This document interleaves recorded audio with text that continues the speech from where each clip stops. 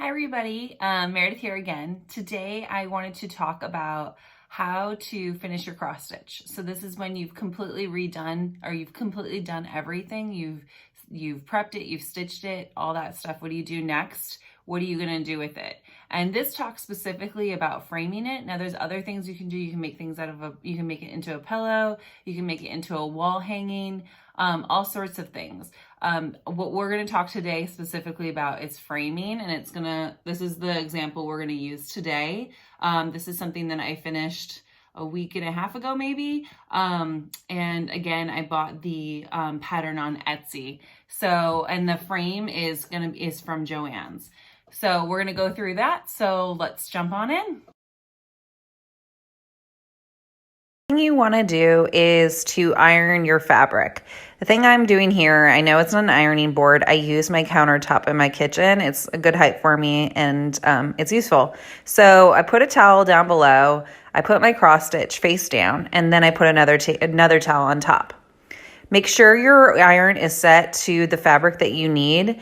I put it on the linen because that is the fabric that I chose to use, and I start ironing. Don't hold your iron too long on one area because you don't want to burn the fabric. Then I flip it over once I feel like I've gotten enough done on the front on the one side, and I do the other side. So here I'm ironing again. The smaller the piece, the faster this will go. So it's a pretty small piece, so it's going pretty fast.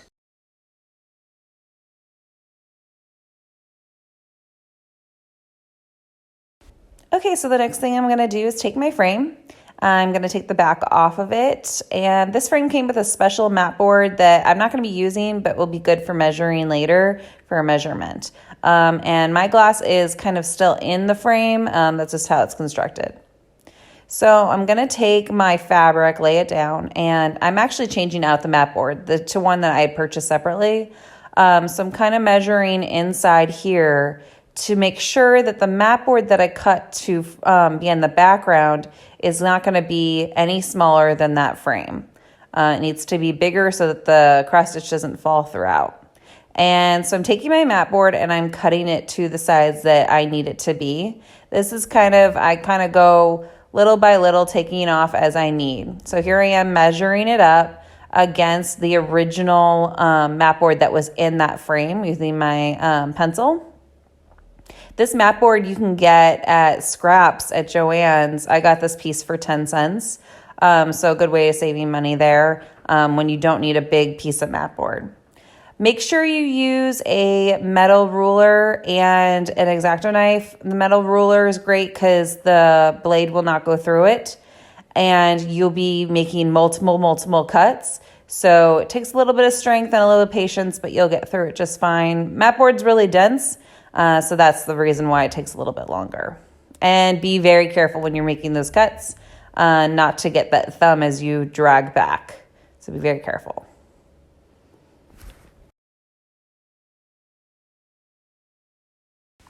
So next I'm taking the mat board that I'm choosing to use to frame it, then the fabric, then the mat board that I cut. I'm just verifying that the mat board fits nicely in the frame without going through the framing, the mat board that I'm using to frame it. I'm also checking to make sure that the fabric wraps around slightly to the mat board. All right, so you're going to take regular sewing thread on a spool because it's a little bit thicker, and you're going to be making a knot in the corner to kind of start off the sewing to the mat board. So here I am knotting it off. You can use any needle right now that will be able to go through your fabric. It's not that particular. I still just use my regular cross stitching needle. All right, so I'm going to go from one side to the other side, kind of a zigzag part. Kind of stay towards the edge, but not too close to the edge where it'll unravel. Go back and forth. It doesn't have to be perfect. This is the back of your frame, so no one's going to see it. But you want to keep it a little bit neat just so that it's really nice and clean. So again, that back and forth motion till you get to the very bottom. As you go back and forth, you'll kind of want to pull it a little bit tight. Make sure that when you originally started this, you have a good amount of thread. You'll see iron's getting super short, so I will have to tie in a new piece of thread. The longer the better, but you don't want to get it too long where it's going to turn into a big knot. Okay, here I am. I've put the finished mat board. You'll see that I use some tape as well. This is acid-free tape to kind of hold it down to the mat board. So, and then now I'm putting the back on. So it's going to go your framed mat, the fabric with the mat board wrapped around it, sewn and taped to that mat board. I'm closing up the frame and you are ready.